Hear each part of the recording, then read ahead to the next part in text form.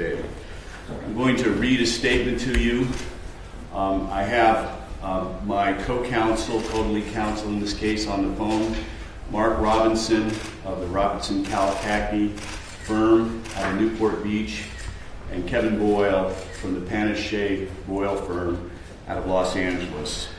They have been the heart and soul of the leadership committee for the plaintiffs for a year and a half now, and they have worked tirelessly on this case. And in my 32 years of practice, I can tell you that these are the most outstanding lawyers I've ever had the pleasure of working with. Earlier this morning, we, as well as MGM, released a news release that MGM Resorts and counsel representing substantially all plaintiffs in litigation involving the October 1 shooting are announcing that we reached a settlement agreement to resolve pending lawsuits and claims against MGM Resorts regarding the events of October 1. The settlement agreement is comprehensive and includes all parties named in the lawsuits involving MGM. This is a complex situation, and we wanted to take the time to provide you all with additional context and ensure that those joining us have the opportunity to ask questions today. Starting with the terms of the settlement, the total settlement amount is expected to be approximately $735 to $800 million. Now, as stated, and this needs to be made clear, MGM Resorts has insurance coverage for $751 million for this case. The range depends on the number of claimants that choose to participate in the settlement, and we expect, quite frankly, that all claimants, represented claimants, will choose to participate. This agreement with the Plaintiffs' Council is a major step in it represents the resolution of the previously disclosed mediation efforts. This settlement is something that MGM and we hoped to accomplish for quite some time. MGM believes and has believed from the beginning, and we agree, that prolonged litigation around these matters is in no one's best interest, and it is our sincere hope that this agreement means that this scenario will be avoided. MGM's stated goal from the outset of this litigation was to resolve these matters so that the community, the victims, and their families can move forward in the healing process. And today's announcement is a step forward in this direction and proof, in my mind, that MGM meant what they said at the outset of this litigation, that their desire was to resolve this thing globally. We in MGM truly believe that this settlement will provide fair compensation for thousands of victims and their families. This has been a long process, but we at MGM believe that this conclusion is best for our community, the company, and the victims. Under the settlement agreement, all parties will dismiss and release all pending litigation against MGM Resorts. With regard to next steps, an independent claims administrator or administrators will be appointed by the court shortly to create procedures for allocating a settlement fund among the participating claimants, which MGM Resorts will fund with a minimum of $735 million through its insurance companies. I would like to make clear that this settlement is not an admission of liability by MGM by any stretch of the imagination. There were strong arguments on both sides of this case, and MGM had very good defenses in this case. It was a difficult case, there's no doubt about it. And while nothing will be able to bring back the lives lost or undo the horrors so many suffered on that day, this settlement will provide fair compensation for thousands of victims and their families. Having the privilege of representing 2,500 approximately of the 4,400 victims, this situation has had profound effects on me personally. The stories that all of you, I'm sure, have heard about what happened that night and the impacts on these people is horrific. But this is a step in the right direction to try to put that behind us for our community and these victims. We do share the belief that with MGM, that the terms of this settlement represent the best outcome for our clients and will provide the greatest good for those impacted by these events. I would like to say a few words about MGM. I have been practicing law now for 32 years. And I was thinking last night that I know I have sued at least hundreds and probably over 1,000 companies and corporations during my career for various different negligence or product liability cases. In that time frame, this is the first time that I've ever had the ability and the desire to say something good about the defendant in this case. I want to tell you that, in my view, what MGM has done here through this process and through this mediation represents the highest standard of corporate citizenship I have ever seen in my career. They are, quite frankly, a shining example of what corporations can do in America, in that they can both do well for their shareholders as well as do well for the community. And MGM has proved that in this case. In my view, they have set the bar for corporate citizenship around the country. And as a lifelong Nevadan, I cannot tell you how proud I am that MGM is a Nevada company here in Nevada. We all know that they're the largest employer in our state. But what they have proved here, and they've proved many times before, is that they are an important member of our community, and they genuinely care about Las Vegas and Nevada as a whole. And what they have done here through this settlement is quite frankly, astonishing in my view. You just don't see normally this type of corporate behavior in America very often. As I said, I have my co-lead counsel on the phone, Mark Robinson, who's going to be joining us today, is tied up in court. His partner and son, Dan Robinson, is on the phone, along with Kevin Boyle from the Panachet Boyle firm. And I'd like to turn it over to them for a few remarks. I will come back and make some closing statements, and then we will open it up for questions for all of you. Dan, you want to go ahead? Sure. First, thanks for the kind words, Robert. This has obviously been a case that's played a very, very important role for everything that we are trying to accomplish for these victims who we've gotten to know, many on a first name basis. These folks have had their lives tragically upended by the 1 October shooting, and we hope and pray that this settlement is a step in the right direction of enabling them to get some compensation that will achieve some sense of peace and closure going forward. It's been an honor and a privilege to represent these clients. Our firm represents about a third of the clients in the 1 October settlement agreement, and it is a product of a very long, hard-fought litigation and negotiation upon which we've reached this, what we believe is a tremendous settlement. So thank you. Thank you, Ben. Kevin? Yes, Robert. Also, thanks for the kind words. This is Kevin Boyle of the Panachet Boyle Law Firm in Los Angeles.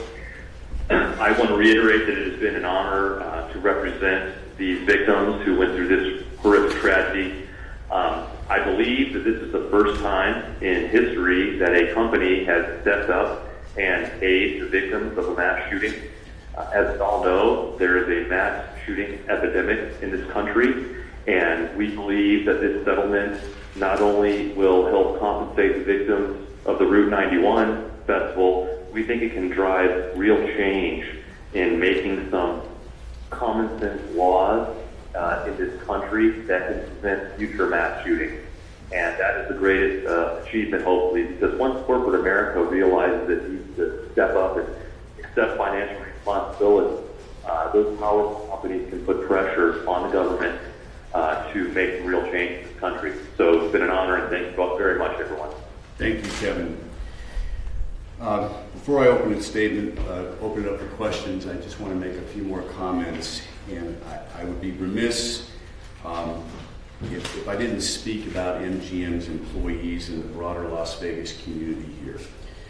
As MGM's CEO, Jim Murin, has said on multiple occasions, MGM has the best employees in the business, surrounded by one of the best communities in the world, Las Vegas.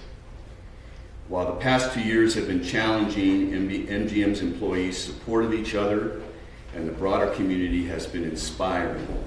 The trust, loyalty, and dedication that MGM's valued employees have shown to their great company has allowed them to unite and do what is right as they move forward. And we and the MGM hope this agreement will allow the victims, first responders, and the entire community to look forward to the future and continue on a path forward toward healing. I do want to point out that we did work tirelessly since early February of this year. This mediation went on for just short of 8 months. Jim Murin and John McManus, their general counsel, and the MGM's team and their lawyers were exceptional. They were professional throughout this entire process, and I cannot say enough good things about them. I really can't. And that is an unusual position for me to be in, but I cherish it today because it's all true.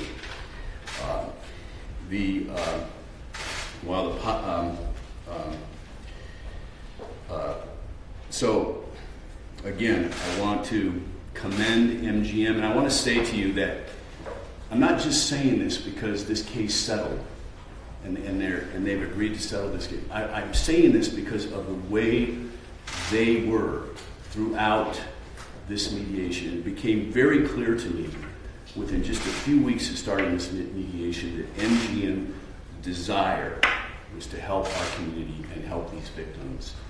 And I'm very proud of what they've done here today.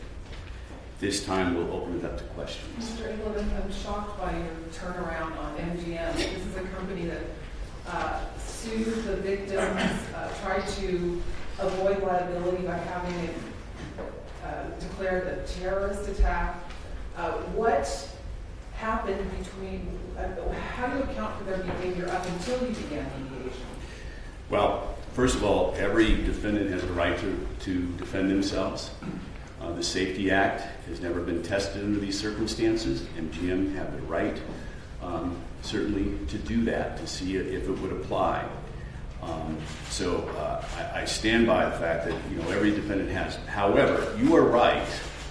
Look, last year I was the loudest voice in the country, and probably Mark Robinson was the second loudest voice in the country, saying negative things about MGM when they sued a number of the victims in this case. And MGM at that time, you'll recall, kept saying to the press, we just want to figure out a way to get all these cases in one venue so we can work toward resolution of litigation. And I didn't believe them. I said, I don't believe that's true. And I said that in the press conference. But I was wrong. I was wrong. And they proved that to me in the first several weeks of this mediation. It became very clear that that was their intention. Now, we didn't agree on the procedural methods they were going about, and that's why the mediation was so successful, because we were able to agree on the right, I think, the best procedure to get this case resolved. But after going through 8 months of this mediation with MGM, I do not doubt their good intentions at this time. You had also said that they were aware of the risks. You alleged in your pleadings that they were aware of the risks and that they obviously insured against it. do you have any feeling or any reason to believe that they have mitigated against those risks now? I do. Why? Well, I'll let the MGM talk to you about that. I wish they would. Well, and I think they will eventually. But, I think, yes, I will tell you, they have made me the most loyal customer they'll ever have. If I have family and friends, family or friends in town, I'm putting them up at an MGM property every time now because they have, to me, shown the most outstanding corporate citizenship I have ever witnessed, and I think all of us in this case have ever witnessed in our careers. Yes? Mr. Eglet, there have been a number of lawsuits regarding this. Does this settle everything? Just give me a sense of the legal universe we're looking at here. Is this it now? Yes, and so that's the short answer. There was a number of lawsuits, you recall, filed very early, shortly after the incident, and there was lawsuits filed here as well as in Los Angeles. My leadership team and I, who were on the phone, we organized all the plaintiffs' lawyers, which I think is about 65 plus firms that are under our umbrella working with us in this case. Starting in January of 2018, we started meeting here as well as in Los Angeles once a month with everyone. We coordinated our efforts. We dismissed all of those cases. Now there's some still, I think, 3 pending cases in federal court in California that were filed that they were in a procedural posture where they couldn't be dismissed at that point. But the only lawsuit actually filed here in Nevada that's existing was the Shepard case, which after we coordinated our efforts, we filed that amended complaint in May or June of 2018. Then the litigation started, motion practice for several months, and then it was not long after that, about a year ago, that MGM approached us and suggested that we try to enter into a mediation process, which we did. It took some time to set up. I would also like to say that, speaking of the mediation process, the 2 mediators that mediated this case between the parties was retired Judge Jennifer Tagliati here in Las Vegas and retired Judge Lou Messinger out of California. They did an absolutely exceptional job. This was an incredibly complex situation involving roughly 4,400 victims, all with varying types of injuries or deaths. And we were trying to resolve this case, before the 2-year statute of limitations ran. And by their guidance and their hands, they were able to manage the parties through this process, and I commend them as well. Can you talk about the communication process with those victims in the run-up to this settlement? The victims knew, our clients knew that we were in negotiations. They knew that we were very close to a settlement. The settlement was not actually finalized and the final signatures until this past Monday, just a few days ago.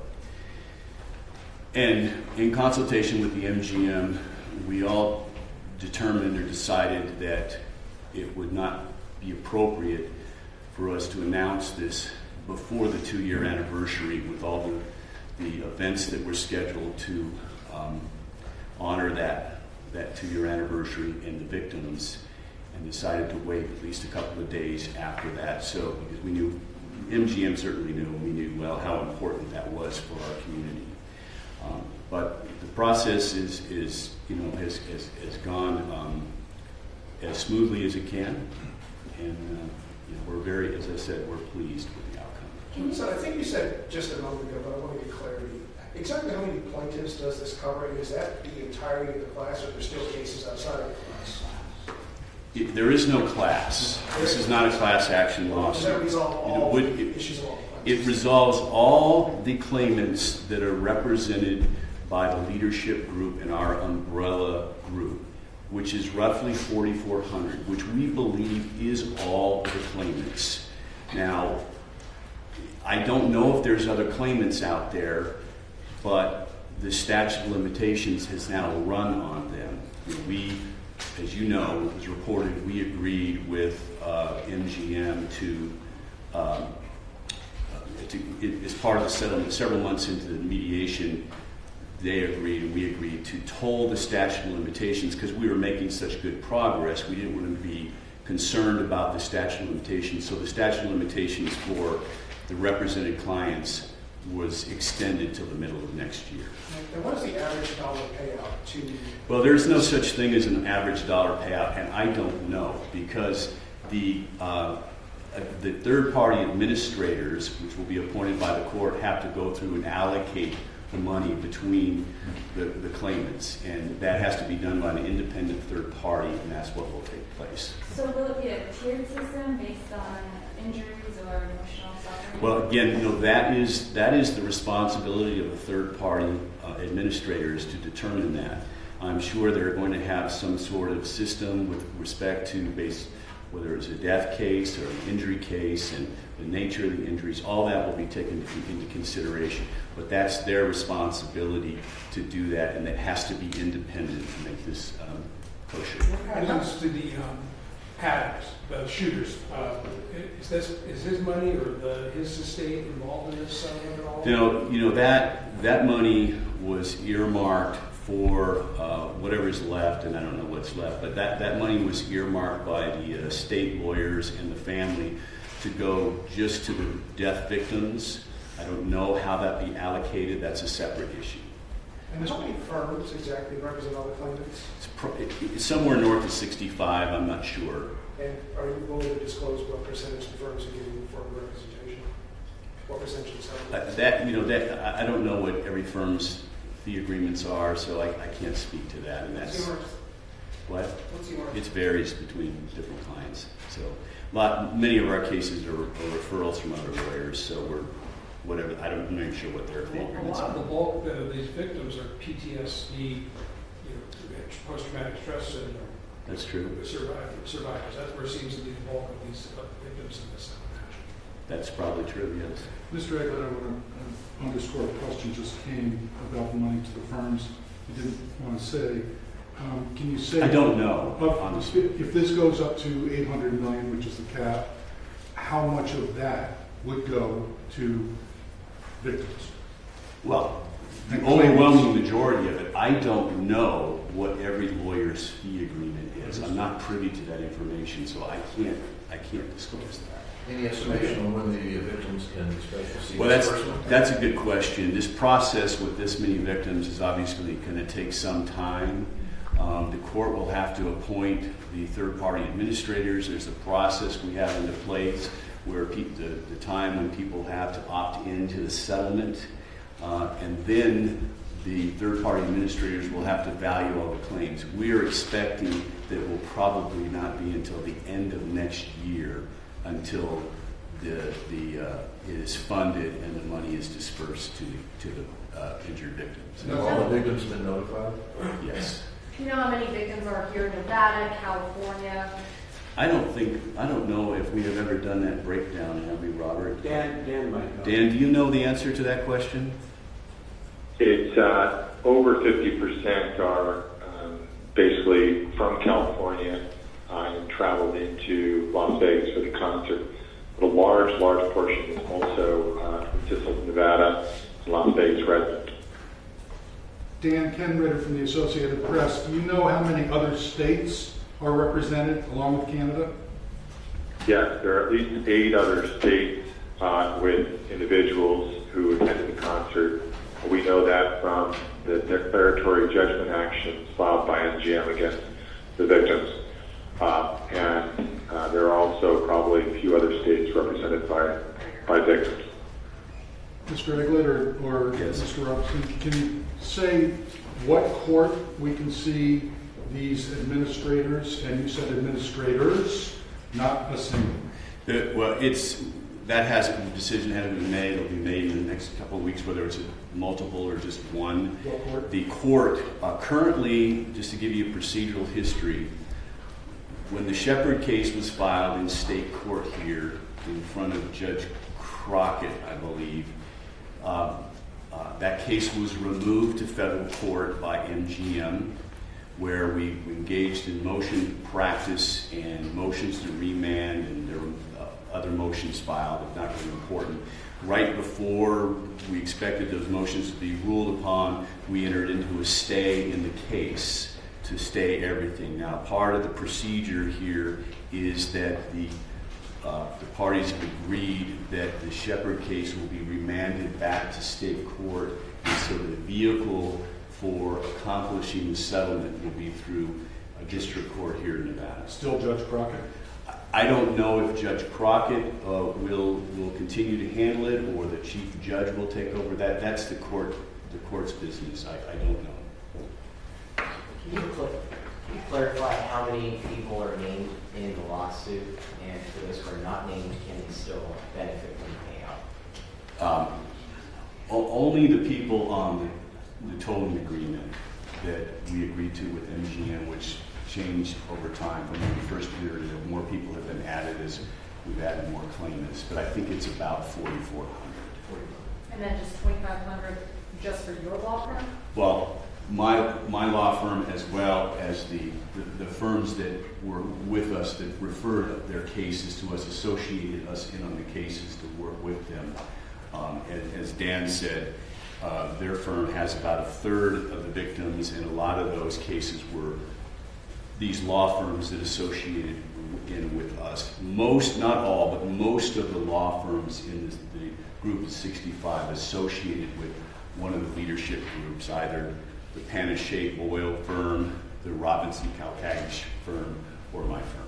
So there are other lawsuits, we can understand, and maybe your colleagues on the line, there are other lawsuits out there? There are the three, well, these lawsuits, we have these lawsuits. Dan, you want to speak to this about the three cases in federal court in California, and then of course I'm sorry, what? And then one was recently filed, I guess, before the statute. But with respect to the deck actions and the three cases pending in California, those cases will be dismissed and will be put into this settlement. And Dan, you want to speak about the case that was just filed? Sure. This is Dan Robinson from Robinson Calcagne. First, I want to echo what Robert said about this being a larger group than just our three leadership firms.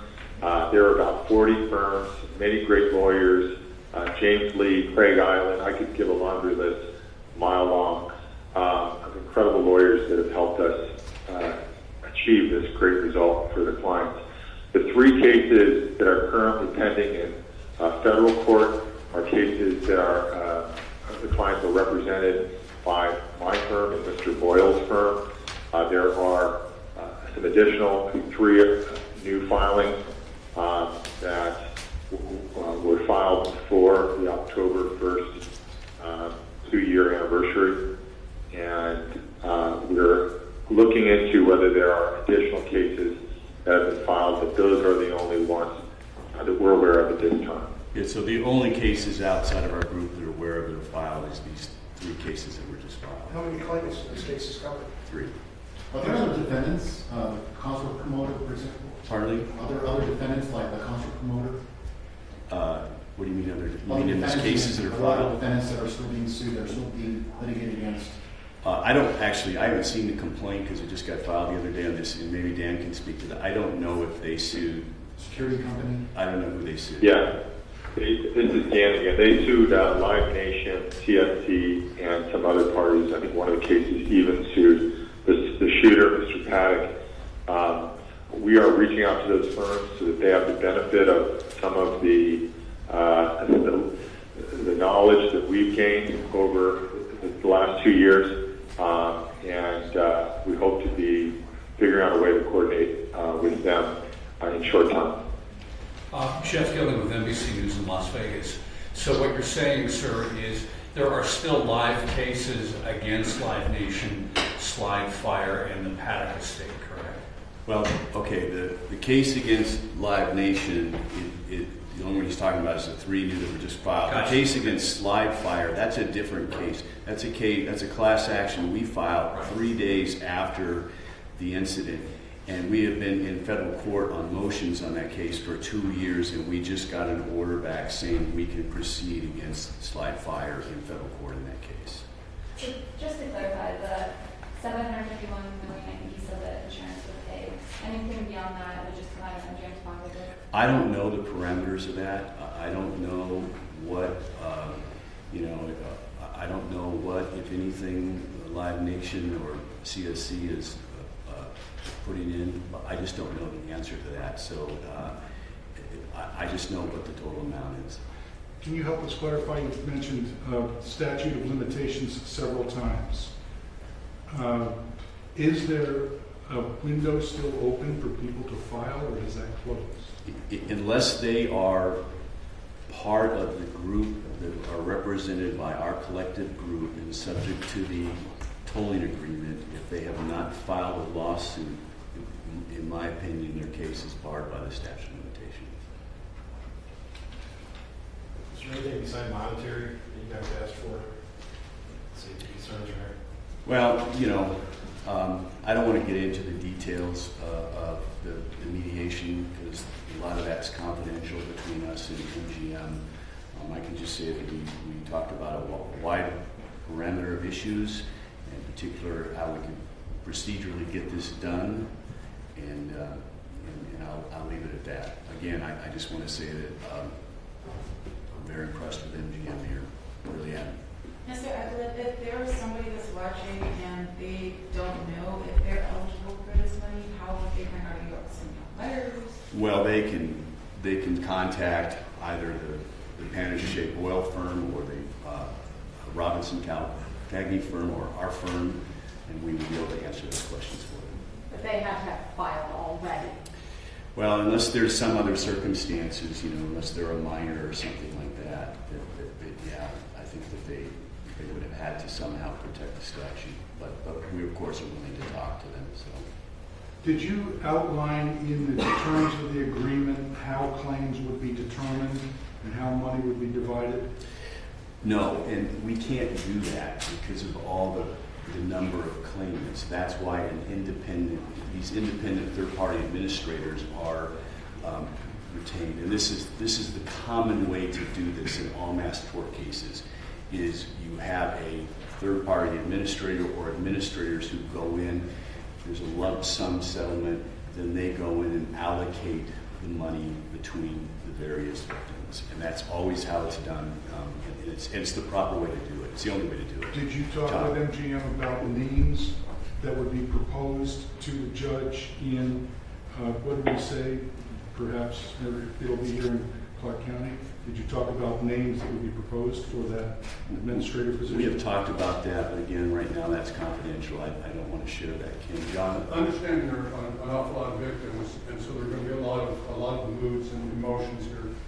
Can you generally describe how anxious the victims were to go forward and to fight, or were they more of a mind to resolve, to mediate? Can you just get us to where they're emotions? Obviously, I haven't spoken to all 4,400 Right. victims, John.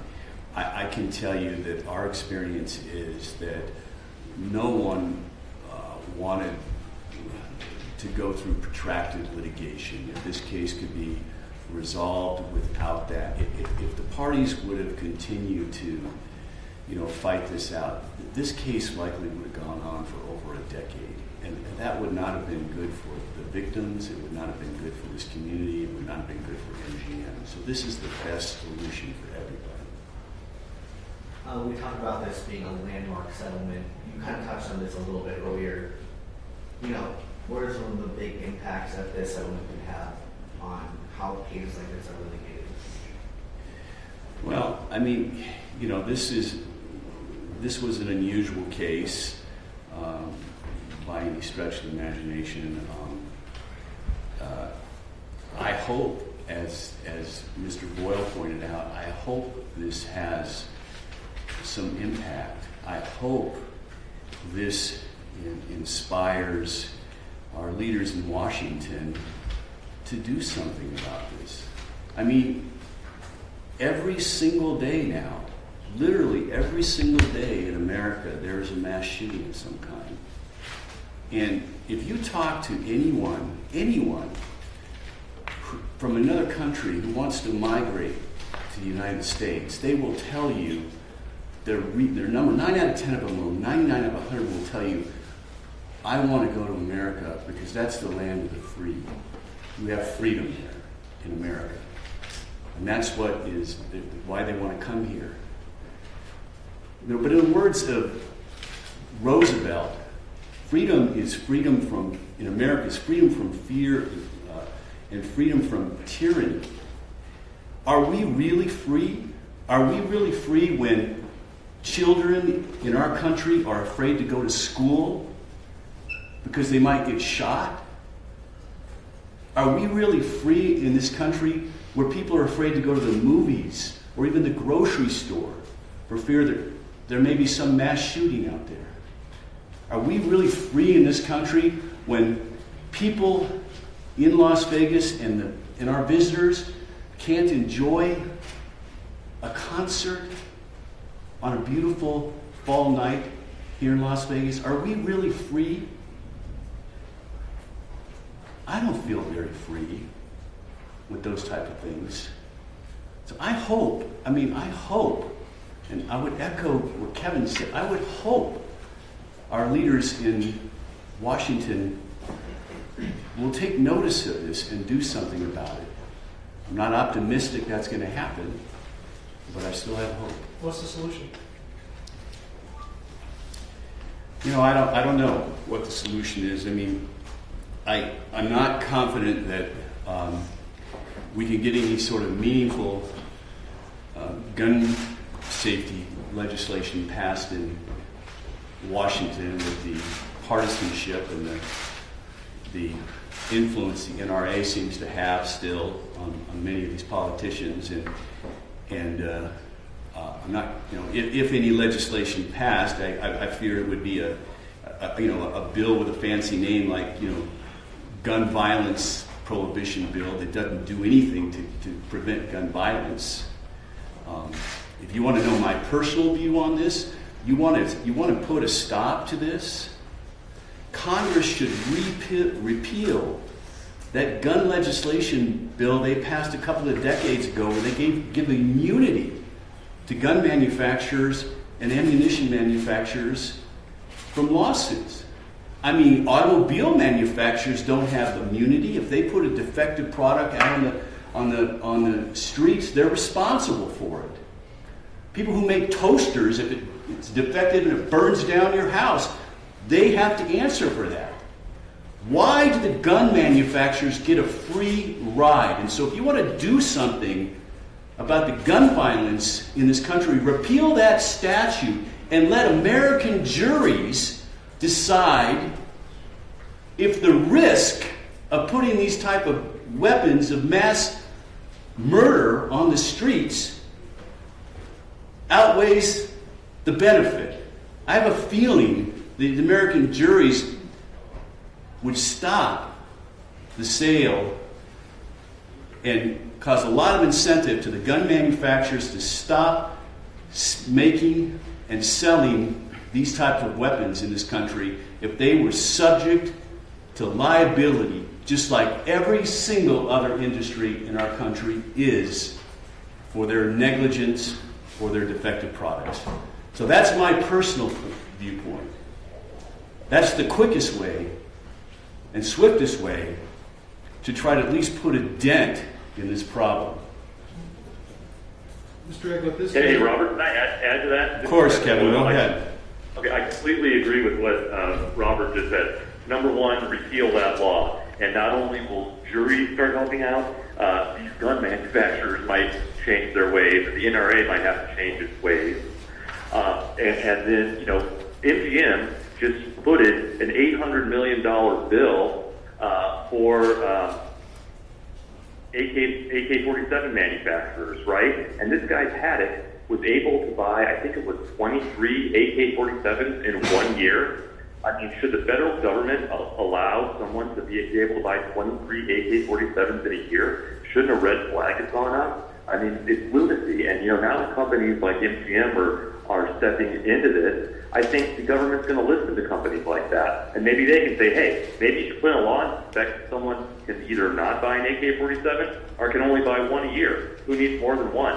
It's crazy. So I agree with you, Robert.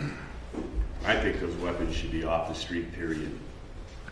No American citizen needs a weapon that's designed for one purpose, to kill as many human beings as fast as you can. That's what they're designed for. Counselors, this case wasn't brought, this particular case that we're talking about today wasn't brought against gun manufacturers. It was brought against MGM Resorts, owner of the Mandalay Bay. It was a liability claim. Only because the gun manufacturers have federal immunity. And this was a liability claim. Can you tell us what makes you so comfortable now? What has changed from before to now that you would have your friends and family stay there? Again, I don't want to get into the details of our discussions with MGM, and I will let them speak to those issues because I don't want to step on their toes. But I can tell you that I am fully satisfied that their hotels are safe.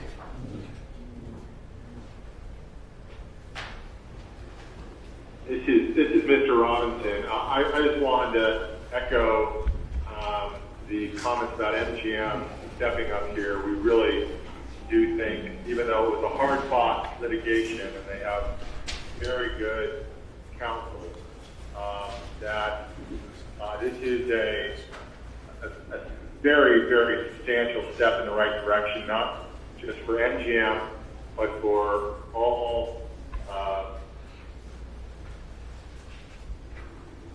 in the path of responsibility for an event like this.